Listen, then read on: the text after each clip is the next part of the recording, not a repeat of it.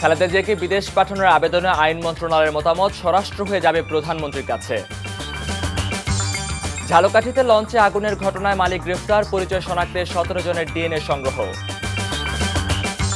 আওয়ামী লীগের সাবেক এমপি ফেনীর আলোচিত সমালোচিত নেতা জয়নাল হাজারী মারা গেছেন। ফেডারেশন কাপ ফুটবলে অংশ না নিয়ে আগামী মৌসুমে বসুন্ধরা কিংসকে নিষিদ্ধ করেছে ডিসিপ্লিনারি কমিটি।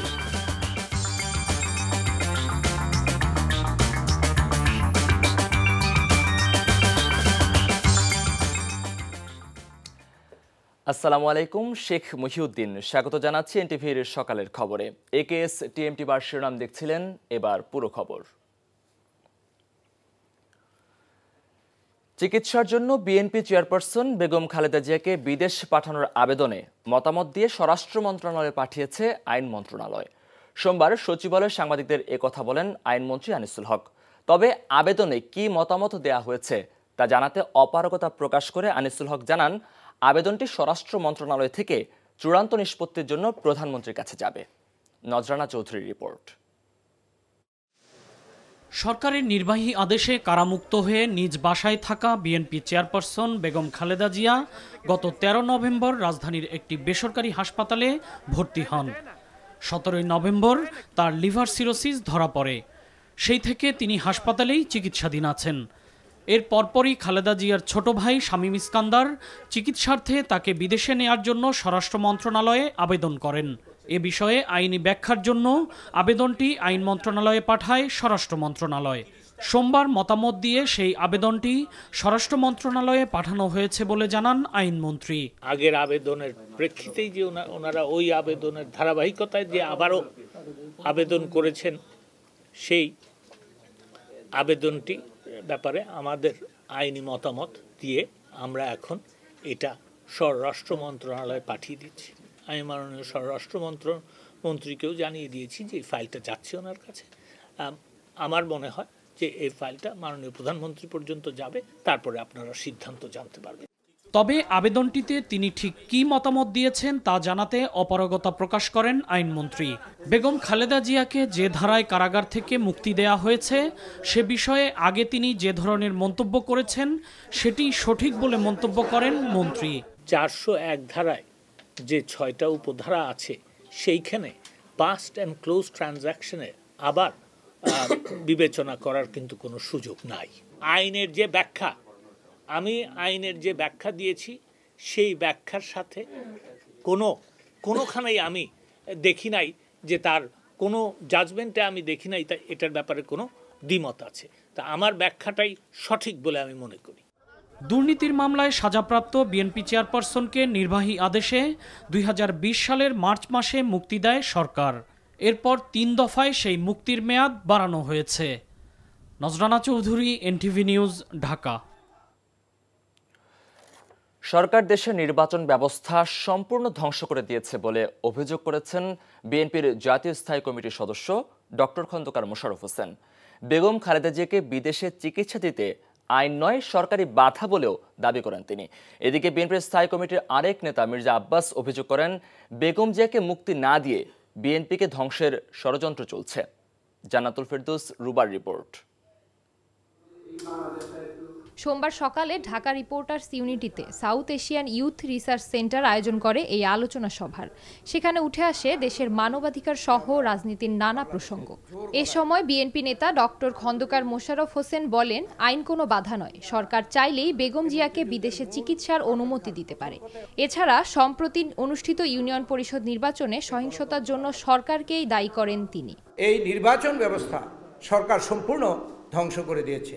এই ইউনিয়ন কাউন্সিলের নির্বাচন, এটা একটা স্থানীয় নির্বাচন, এখানেও কি পরিমাণ যে সন্ত্রাস হতে পারে, কি পরিমাণ যে এখানে মারামারি হতে পারে, কি পরিমাণ মৃত্যুবরণ করেছে আপনারা দেখেছেন। অতএব এই সরকারের অধীনে গণতন্ত্র আসবে না, এই সরকারের অধীনে কোনো নির্বাচনী ব্যবস্থা আসবে না, যেই নির্বাচনী ব্যবস্থার মাধ্যমে জনগণ তাদের নিজের প্রতিনিধি পাঠাতে পারবে। এদিকে সোমবার বিকেলে বেগম খালেদা জিয়ার মুক্তি ও বিদেশে উন্নত চিকিৎসার দাবিতে আরেক আলোচনা সভার আয়োজন করে জাতীয়তাবাদী সামাজিক সাংস্কৃতিক সংস্থা জাসাস। এ সময় বিএনপি নেতা মির্জা আব্বাস অভিযোগ করেন, বিএনপিকে ধ্বংস করতে ষড়যন্ত্র চলছে।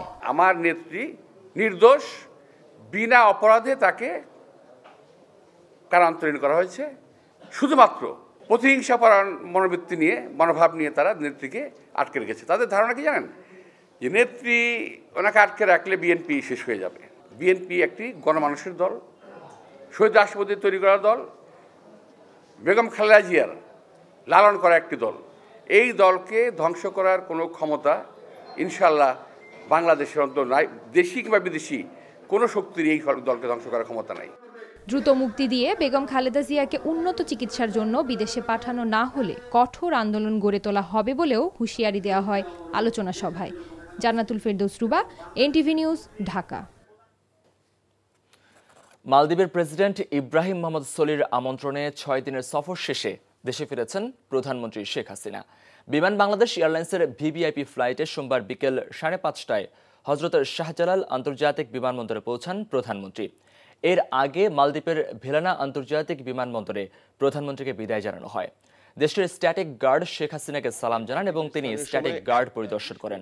সফরে মালদ্বীপের প্রেসিডেন্ট ইব্রাহিম মোহাম্মদ সোলির সাথে সাক্ষাৎ করেন প্রধানমন্ত্রী। এছাড়াও ভাইস প্রেসিডেন্ট ফয়সাল নাসিম এবং পার্লামেন্টের স্পিকার মোহাম্মদ নাশিদ শেখ হাসিনার সাথে সাক্ষাৎ করেছেন। দ্বিপক্ষীয় সফরে একটি চুক্তি ও 2টি সমঝোতা স্মারক স্বাক্ষরিত হয়েছে। তাছাড়া মালদ্বীপ প্রবাসী বাংলাদেশিদের দেওয়া সংবর্ধনায় ভার্চুয়ালি যোগ দেন প্রধানমন্ত্রী। স্পিকারের সঙ্গে পৃথক বৈঠক করেন। 23 ডিসেম্বর বিকেলে দেশটির সংসদে ভাষণ দেন।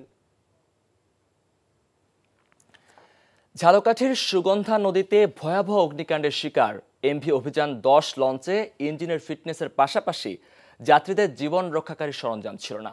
এছাড়া আগুন নিভানোর পর্যাপ্ত ব্যবস্থাও ছিল না বলে জানিয়েছেন র্যাব কর্মকর্তারা। ওই লঞ্চের প্রধান মালিক হামজালালকে গ্রেফতারের পর প্রাথমিক জিজ্ঞাসাবাদে এসব তথ্য তিনি স্বীকার করেছেন বলে জানিয়েছেন তারা। সোমবার সন্ধ্যায় কারওয়ান বাজারে র্যাবের মিডিয়া সেন্টারে আয়োজিত সংবাদ সম্মেলনে র্যাবের আইন ও গণমাধ্যম শাখার পরিচালক খন্দকার আল মঈন এসব কথা বলেন। রাজধানীর অদূরে কেরানীগঞ্জে আত্মীয়ের বাসায় হামজালাল আত্মগোপনে ছিলেন। গোয়েন্দা তথ্যের ভিত্তিতে সেখানে অভিযান চালিয়ে তাকে গ্রেফতার করা হয়।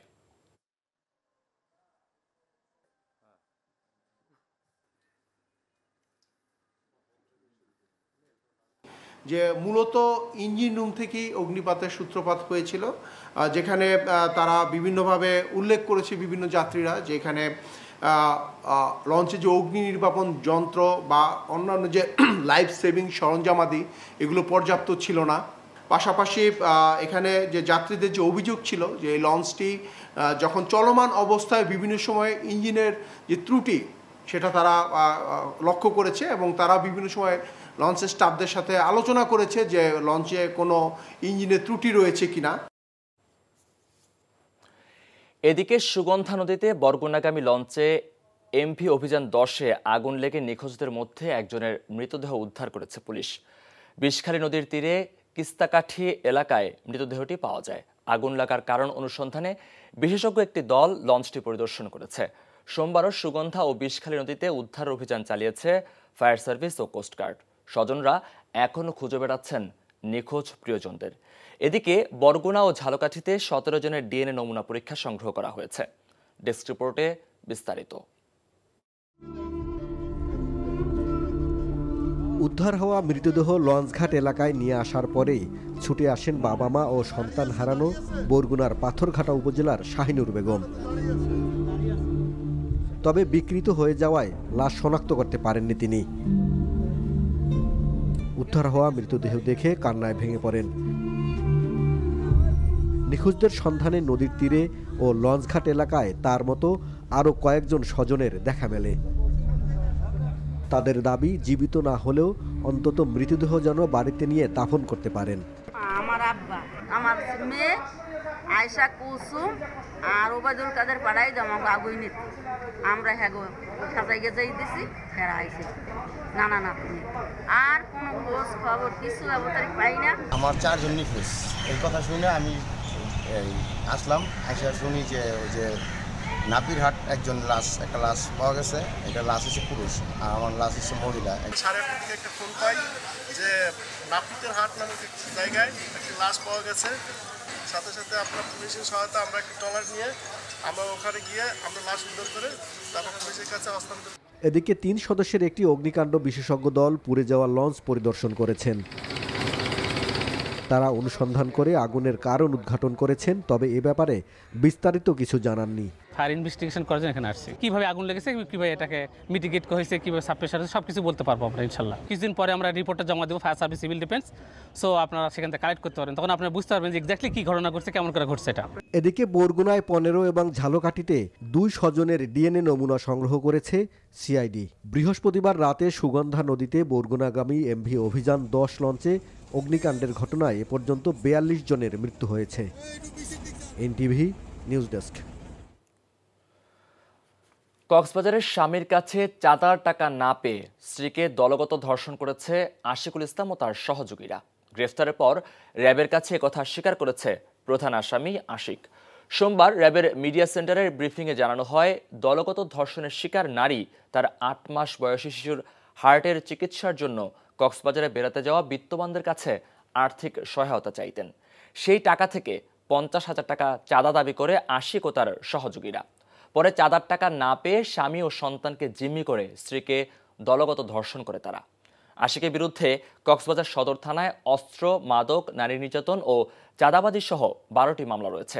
ঘটনার পর থেকে আত্মগোপনে থাকা আশিককে গোয়েন্দা তথ্যের ভিত্তিতে রোববার রাতে মাদারীপুর থেকে গ্রেফতার করেছে র্যাব। যেখানে 4 জনকে এজাহার নামেও আসামি করা হয়। এই ভুক্তভোগীর একটি 8 মাসের সন্তান রয়েছে, যেটার হার্টে একটি ফুটা রয়েছে, যার চিকিৎসার জন্য তার অর্থের প্রয়োজন। সে এই অর্থ সংগ্রহের জন্য সে মূলত বিত্তবান ট্যুরিস্টদের কাছে বিভিন্ন সময় সে সহযোগিতা চেয়েছে। চক্রের বিভিন্ন সদস্য 4-5 জন, তারা এই ভুক্তভোগীকে যে লাবণী বিচ বা এই এরিয়াতে তারা তার কাছে চাঁদা দাবি করেছিল, 50,000 টাকার একটি চাঁদা দাবি করেছিল। বাট ভিকটিমের স্বামী এবং যে ভিকটিম তারা টাকা দিতে অস্বীকৃতি জানায়। এদিকে কক্সবাজারের নারীকে দলগত ধর্ষণ মামলায় গ্রেফতার 3 জনের 2 দিন করে রিমান্ড মঞ্জুর করেছে আদালত। সোমবার কক্সবাজারের chief judicial magistrate Alamgir Mohammad Faruki এই আদেশ দেন। টুরিস্ট পুলিশে কক্সবাজার জোনের অতিরিক্ত পুলিশ সুপার মোহাম্মদ মহিউদ্দিন জানান, আসামিদের আদালতে হাজির করে প্রত্যেকের 5 দিনের রিমান্ডের আবেদন করা হয়েছিল। শুনানি শেষে আদালত 2 দিন করে রিমান্ড মঞ্জুর করেন। এরা হলো কক্সবাজার শহরের দক্ষিণ বাহারছড়া এলাকার রেজাউল করিম শাহাবুদ্দিন, পশ্চিম বাহারছড়া এলাকার মেহেদি হাসান এবং চকরিয়া উপজেলার ডুলাহাজারার উলুবনিয়া এলাকার মামুনুর রশিদ। এর আগে শনিবার হোটেলের ম্যানেজার রিয়াজউদ্দিন ছোটনের 4 দিনের রিমান্ড মঞ্জুর করে আদালত। এ নিয়ে ধর্ষণ মামলায় মোট 5 জনকে গ্রেফতার করা হলো। আওয়ামী লীগের উপদেষ্টা পরিষদের সদস্য ও ফেনী 2 আসনের সাবেক সংসদ সদস্য বীর মুক্তিযোদ্ধা জয়নাল আবেদিন হাজারী সোমবার ইন্তেকাল করেছেন। ইন্না লিল্লাহি ওয়া ইন্না ইলাইহি রাজিউন। তার বয়স হয়েছিল 76 বছর। আজ সকাল 10টায় বাইতুল মোকাররমে জাতীয় মসজিদে তার জানাজা অনুষ্ঠিত হবে। এরপর বিকেল 4:30টায় ফেনী পাইলট হাই স্কুল মাঠে জানাজা শেষে শহরের মাস্টারপাড়ায় নিজ বাসা শৈলকুঠির সংলগ্ন মুজিব উদ্যানে তাকে দাফন করা হবে। তার মৃত্যুতে শোক প্রকাশ করেছেন রাষ্ট্রপতি মোহাম্মদ আব্দুল হামিদ ও প্রধানমন্ত্রী শেখ হাসিনা। জয়নাল হাজারীর রাজনীতি ও ব্যক্তি জীবনের কিছু অংশ তুলে ধরেছেন ওয়ালিউল্লাহ আলী। জয়নাল হাজারী বাংলাদেশের এক বিচিত্র বিতর্কিত রাজনীতিবিদ। তাকে বলা হয় রাজনীতির ব্যাড বয়। এর পিছনে কারণও রয়েছে যথেষ্ট। হাজারীর বিরুদ্ধে বিরোধী রাজনৈতিক দল এমনকি নিজ দলের নেতাকর্মীদের নির্যাতন ও হত্যার অভিযোগ আছে। 1996 থেকে 2001 সাল পর্যন্ত সর্বশেষ সংসদ সদস্য থাকাকালে তিনি ও তার বাহিনীর নির্যাতনের কথা সংবাদ মাধ্যমে ব্যাপকভাবে প্রকাশ পায়। তিনি আওয়ামী লীগের বাইরে স্টিয়ারিং কমিটি নামে একটি নিজস্ব বাহিনী গড়ে তুলে ফেনীতে সন্ত্রাসের রাজত্ব গড়ে তোলেন বলে অভিযোগ রয়েছে। মুক্তিযুদ্ধ ছিলাম, লড়াই করেছি, বিএনপি জামাতের সঙ্গে দলকে প্রতিষ্ঠিত করেছি। অনেক কিছুর কারণে ভয় পেতে পারে, তবে এখন একেবারেই ভয় পায় না। সুসের উপর বসে আছে। বিভিন্ন সময় বিতর্কিত মন্তব্য করেছেন জয়নাল হাজারী। যেরকম কাটা হয় এটাকে কেটে প্রেম ভালোবাসা আসেনি পৃথিবীতে এমন মানুষ খুঁজে পাওয়া দায়। ভালোবাসা এসেছিল জয়নাল হাজারীর জীবনেও, কিন্তু সেই ভালোবাসার মানুষকে ধরে রাখতে না পেরে মৃত্যুর আগ পর্যন্ত ছিলেন চিরকুমার। ক্ষোভে অপমানে প্রেয়সীর বিচারও চেয়েছেন। আমরা ওয়াদা করেছিলাম যে আমরা একে অপরকে ছাড়া বিয়ে করব না, কিন্তু সেই বিয়ে করে ফেলেছে। আমাদের মধ্যে যে চুক্তি ছিল সেই চুক্তি ভঙ্গ করেছে, সেটার জন্য আমি তার বিচার চেয়েছি। আলোচিত জয়নাল হাজারী ছিলেন রণাঙ্গনের বীর মুক্তিযোদ্ধা। 1971 সালে 2 নম্বর সেক্টরের অধীনে ক্যাপ্টেন জাফর ইমামের পরামর্শে রাজনগর এলাকায় সরাসরি যুদ্ধে অংশ নেন তিনি। 75 পরবর্তী রাজনীতিতে আওয়ামী লীগকে প্রতিষ্ঠা করা, বঙ্গবন্ধুর নাম উচ্চারণ করা এবং আওয়ামী লীগের বিরুদ্ধে অপপ্রচার বন্ধের ক্ষেত্রে স্থানীয় পর্যায়ে যারা গুরুত্বপূর্ণ অবদান রেখেছিলেন তাদের মধ্যে জয়নাল হাজারী অন্যতম। আমাকে নারায়ণগঞ্জ থেকে গ্রেপ্তার করেছিল, গুলশান থানায় পাঠাইলে সেখান থেকে প্রথমে ডিটেনশন দিয়ে পাঠায়, পরে অনেক মামলা দেয়। ওই সময় একটানা একদিনের জন্য বাইরে আসতে পারি নাই, একটানা 5 বছর জেলে ছিল। 2001-এর পর থেকে জয়নাল হাজারীর রাজনৈতিক জীবনের সূর্য অস্তমিত হতে শুরু করে। শেষ পর্যন্ত হার মানলেন মৃত্যুর কাছে। হৃদযন্ত্র, কিডনি, ফুসফুসে সংক্রমণ নিয়ে 15ই ডিসেম্বর ভর্তি হয়েছিলেন রাজধানীর একটি হাসপাতালে। সোমবার বিকেলে চিকিৎসাধীন অবস্থায় মারা যান এই বীর মুক্তিযোদ্ধা। ওয়ালিউল্লাহ অলি, এনটিভি নিউজ ডেস্ক।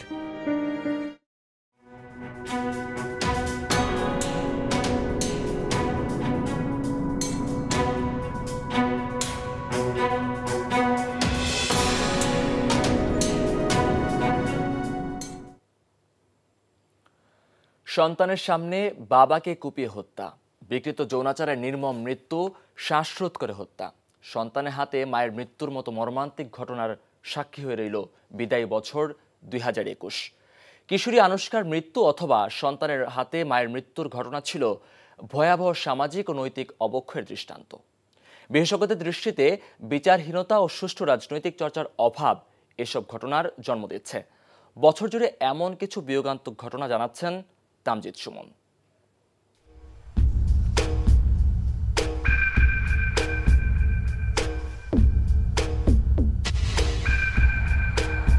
এবছরের শুরুতেই আলোচনার জন্ম দিয়েছিল বিকৃত যৌনাচারে অতিরিক্ত রক্তক্ষরণে ও লেভেল পড়ুয়া কিশোরী আনুষ্কার মৃত্যু। রাজধানীর কলাবাগানের এই ঘটনা সারা দেশে আলোচনার জন্ম দিয়েছিল।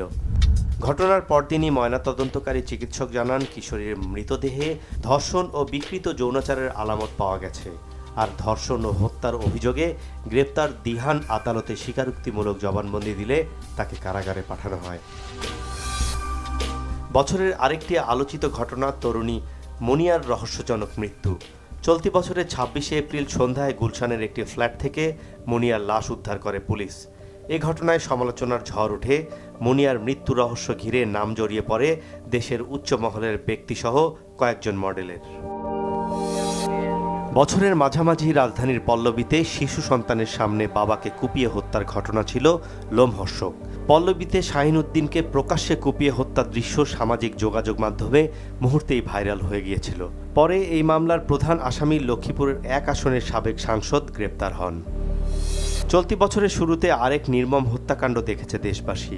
দিনে দুপুরে রাজধানীর তেজগাঁও শিল্পাঞ্চলের জোড়া খুনের ঘটনা ঘটে। ইয়াসমিন ও শিমু নামের 2 বোনের নিথর লাশ পড়েছিল রাজধানীর পূর্ব নাখালপাড়ার এই বাসায়। পরকীয়ার জেরে এই হত্যাকাণ্ড হয়েছে বলে ধারণা করা হয়। একই সময় সিলেটে মা, ভাই ও বোনকে নৃশংসভাবে কুপিয়ে হত্যার ঘটনাও নাড়া দেয় মানুষকে।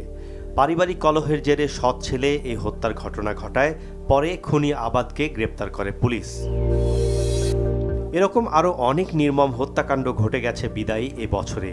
রাজধানীর দক্ষিণখানে মসজিদের সেপটিক ট্যাঙ্কের ভিতর থেকে 6 টুকরো লাশ উদ্ধারের ঘটনা যেমন মানুষকে অবাক করেছে, তেমনি বরিশালের গৌর নদীতে স্ত্রীকে হত্যার পর লাশ সেপটিক ট্যাঙ্কে ফেলে রাখার ঘটনাও ছিল নির্মমতার উদাহরণ।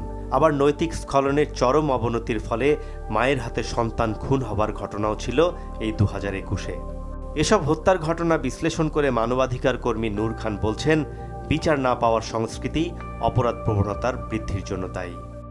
অপরাধ করে নানানভাবে পার পেয়ে যাচ্ছে, খুন করে ক্ষমা পাচ্ছে রাষ্ট্রের সর্বোচ্চ জায়গা থেকে। অর্থাৎ আমি অপরাধ করছি, এই অপরাধ যাতে প্রমাণ করা না যায় সেজন্য যেমন অর্থ ঢালছি, পাশাপাশি হুমকি ধামকি দিচ্ছি, সাক্ষ্য যারা দেবেন তাদেরকে আদালতের ধারে কাছে ভিড়তে দিচ্ছি না।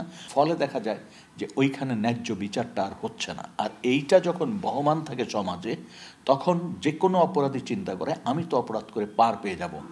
পাশাপাশি এসব অপরাধের বৃত্ত থেকে সমাজকে বের করতে হলে সুস্থ রাজনীতি চর্চার পাশাপাশি অপরাধের বিরুদ্ধে সামাজিক আন্দোলন ও সচেতনতা গড়ে তুলতে হবে বলে মত তার।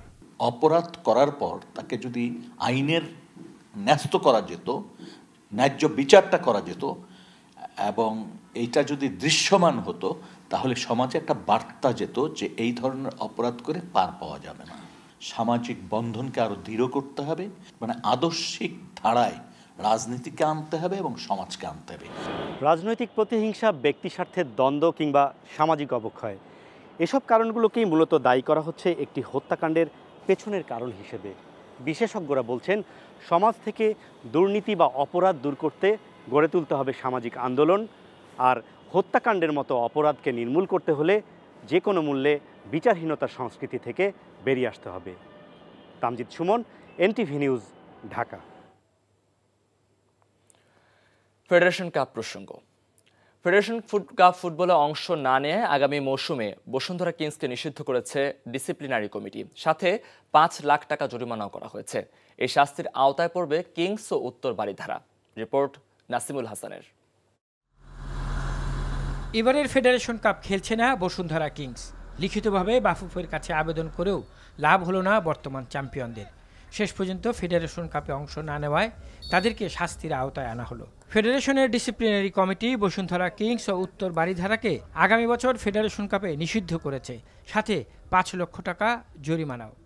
মাঠে না আসার মাধ্যমে যে আসলে যে ফিনান্সিয়াল ড্যামেজ, আমাদের অন্যান্য দলগুলো মাঠে এসেছে এবং আমাদের বাফুফের দিক থেকে সকল প্রস্তুতি সম্পন্ন ছিল এবং একটা নেগেটিভিটি এটার মাধ্যমে গ্রো করেছে বা একটা ব্যাড পাবলিসিটি হয়েছে এই ইভেন্ট বা এই খেলাটার। তো এই সকল বিষয়গুলো নিয়ে আমাদের বাফুফের যে রেগুলেশনস রয়েছে সেই রেগুলেশনস অনুযায়ী একটা ফাইন্যান্সিয়াল ড্যামেজ, সেটার অঙ্কটা কী হবে, সেটার ফিগারটা কী হবে, সেটা আমাদের নির্বাহী কমিটির মাধ্যমে ডিসিশন নিয়ে সেই ক্ষতিপূরণটা বসুন্ধরা কিংস এবং উত্তর বারিধারা ক্লাবের কাছ থেকে সেটা আদায় করার ব্যাপারে ডিসিপ্লিনারি কমিটি ডিসিশন দিয়েছে। দেশের ফুটবলের নিয়ন্ত্রণ সংস্থা বাফুফে, তাদের কাজ সমগ্র ফুটবলের উন্নয়ন, কিন্তু তাদের ভেতর সেই পেশাদারিত্বের বড্ড অভাব। তাই ফুটবলে এই সমস্যার সমাধানে এগিয়ে আসেনি কেউই, বরং তাদের একতরফা মনোভাবের রেশ টানতে হচ্ছে ক্লাবগুলোকে। বাফুফে আমাদেরকে জরিমানা এবং পরবর্তী আসরে অংশগ্রহণ নিষেধাজ্ঞা সম্পর্কিত যে চিঠি দিয়েছে বা যে শাস্তি আরোপ করেছে, সে সম্পর্কে আমরা আগামীকাল আমাদের আইনজীবীর সাথে আলোচনা করে কালকে হয়তো এই ব্যাপারে একটা আমরা আমাদের পরবর্তী করণীয় জানাবো। Nasimul Hasan, NTV news, Dhaka. হবিগঞ্জের সাতছড়ি জাতীয় উদ্যানে অভিযান চালিয়ে মর্টার শেল ও বিপুল পরিমাণ গুলি উদ্ধার করেছে কাউন্টার টেরোরিজম ইউনিট। অভিযান শেষে কাউন্টার টেরোরিজম ইউনিটের প্রধান আসাদুজ্জামান সংবাদ সম্মেলনে জানান, রোববার রাতে ঢাকার যাত্রাবাড়ি থেকে আপেল ত্রিপুরা অমিত নামে এক যুবককে অস্ত্র ও গুলিসহ গ্রেফতার করা হয়। তার দেয়া তথ্যের ভিত্তিতে ভোররাতে সাতছড়িতে অভিযান শুরু করে কাউন্টার টেরোরিজম ইউনিট। তার দেখানো পৃথক 2টি স্থান থেকে 15টি মর্টার শেল, 25টি বুস্টার ও 510 রাউন্ড অটো মেশিন গানের গুলি উদ্ধার করা হয়েছে। অমিত কেন, কি উদ্দেশ্যে এবং কোথা থেকে এসব গোলাবারুদ মজুত করেছে তা রিমান্ডে নিয়ে জিজ্ঞাসাবাদ করা হলে জানা যাবে বলে জানান তিনি। রাজধানীর মতিঝিলে এক কিশোরীকে ধর্ষণের অভিযোগে এক armed police battalion Bangladesh APBN সদস্যকে গ্রেফতার করেছে মতিঝিল থানা পুলিশ। অভিযুক্ত শিমুল আহমেদ উত্তরায় এপিবিএন হেডকোয়ার্টারে চাকরি করেন। মতিঝিল থানার পুলিশের উপপরিদর্শক জহিরুল ইসলাম জানান, এজিবি কলোনির একটি বাসায় থাকতেন ওই কিশোরী। তার বাবা মা দুজনে চাকরি করেন। সোমবার সকালে বাসায় একা পেয়ে তাকে ধর্ষণ করে শিমুল। সন্ধ্যায় মেয়ে তার মাকে জানালে ঢাকা মেডিকেলে নেওয়া হয়। ওয়ান স্টপ ক্রাইসিস সেন্টার ওসিসিতে তার স্বাস্থ্য পরীক্ষা করা হয়। রাতে ওই কিশোরীর বাবা মতিঝিল থানায় নারী ও শিশু নির্যাতন দমন আইনে একটি মামলা করেন। পটুয়াখালীর বাউফলে বিশেষ বর্ধিত সভাকে কেন্দ্র করে আওয়ামী লীগের 2 গ্রুপের সংঘর্ষে সাংবাদিক, ইউপি চেয়ারম্যান সহ উভয় পক্ষের অন্তত 50 জন আহত হয়েছেন। সোমবার বিকেলে উপজেলা আওয়ামী লীগের দলীয় কার্যালয়ে জনতা ভবনের সামনে এ ঘটনা ঘটে। এতে গুরুতর আহত বগা ইউনিয়ন পরিষদ চেয়ারম্যান মাহমুদ হাসানকে বরিশাল ইসলামিয়া হাসপাতালে এবং যুবলীগ নেতা জসিম, মিজান মোল্লা, সুমন ও আশরাফকে বরিশাল শেরেবাংলা মেডিকেল কলেজ হাসপাতালে পাঠানো হয়েছে। অন্য আহতদের বাউফল উপজেলা স্বাস্থ্য কমপ্লেক্সে প্রাথমিক চিকিৎসা দিয়ে ছেড়ে দেওয়া হয়। পুলিশ ঘটনাস্থলে গিয়ে পরিস্থিতি শান্ত করে। এদিকে সংঘর্ষের দৃশ্য ধারণ করার সময় বাউফল প্রেস ক্লাবের সাধারণ সম্পাদক ওহিদুজ্জামান ডিউক, যুগান্তর প্রতিনিধি মশিউর রহমান মিলন আহত হয়েছেন। সাংবাদিক মিলনের মোবাইল ফোনটি ছিনিয়ে নিয়ে ধারণকৃত ভিডিও মুছে মোবাইল ফোনটি ফিরিয়ে দেওয়া হয়।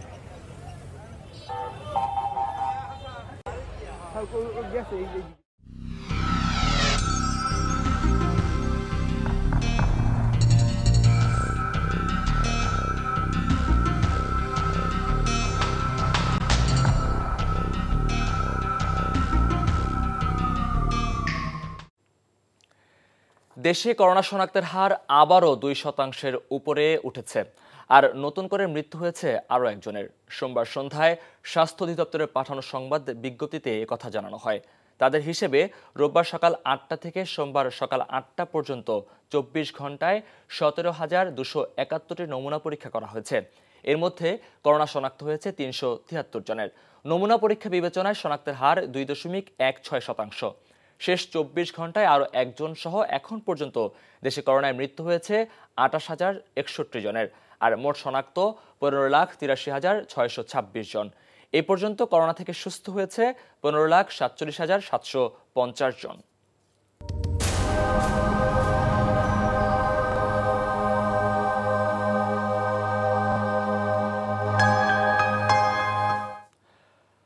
আন্তর্জাতিক সংবাদ। নির্বাচনকে নিয়ে দ্বন্দ্বে প্রধানমন্ত্রী মোহাম্মদ হোসেন রুবেলকে সাময়িক বরখাস্ত করেছেন সোমালিয়ার প্রেসিডেন্ট মোহাম্মদ আবদুল্লাহি মোহাম্মদ। সোমবার প্রেসিডেন্টের অফিস থেকে দেয়া এক বিবৃতিতে বলা হয়েছে, দুর্নীতির কারণে প্রধানমন্ত্রীকে সাময়িক বরখাস্তের সিদ্ধান্ত নেওয়া হয়েছে। আরও বলা হয়েছে, প্রধানমন্ত্রীর বিরুদ্ধে ভূমি দখলের অভিযোগে যে তদন্ত চলছে তাতে হস্তক্ষেপ করছিলেন প্রধানমন্ত্রী নিজে। এই ঘোষণার পরপরই প্রেসিডেন্ট সেনাবাহিনী পাঠিয়ে প্রধানমন্ত্রীর অফিস ঘিরে ফেলে। প্রেসিডেন্টের এই পদক্ষেপকে অসাংবিধানিক বলছেন মোহাম্মদ হোসেন রুবেল।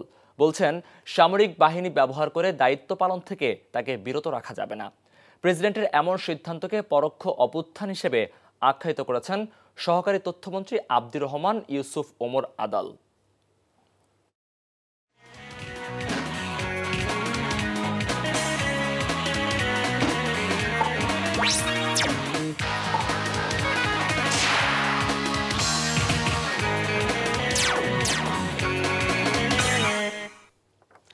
খেলার খবর, বিপিএল প্রসঙ্গ। অনেক প্রশ্ন জন্ম দিয়ে শেষ হলো 8ম বিপিএলের ক্রিকেটার ড্রাফট। বিসিবির তত্ত্বাবধানে থাকা ঢাকা ফ্র্যাঞ্চাইজিতে একসঙ্গে খেলবেন মাশরাফি, তামিম ও মাহমুদুল্লাহ। জানিয়ে তৈরি হয়েছে বিতর্ক। ভারসাম্যপূর্ণ দল গঠন করেছে কুমিল্লা ও খুলনা। রিপোর্ট বর্ষণ কবিরের। আলোড়ন শুধু নয়, মোটামুটি অনেক কিছু নড়িয়ে দিয়েছে ড্রাফটের দুপুর। এক টেবিলে বিসিবির নির্বাচক হাবিবুল বাশার ও অপারেশনসের ম্যানেজার শাহরিয়ার নাফিস। মাহমুদুল্লাহ আগের রাতে নিশ্চিত হয়েছেন সরাসরি সই করা ক্রিকেটার হিসেবে এই টেবিলে তাদের সঙ্গে বসবেন। সেখানে তিনি শুধু বসলেনই না, ডেকে নেওয়া হলো তামিম ইকবাল ও মাশরাফিকেও। আরও একটু সুযোগ থাকলে জাতীয় দলের আরও অনেককেই দেখা যেতে পারত বিসিবির দায়িত্বে থাকা ঢাকার এই ফ্র্যাঞ্চাইজিতে।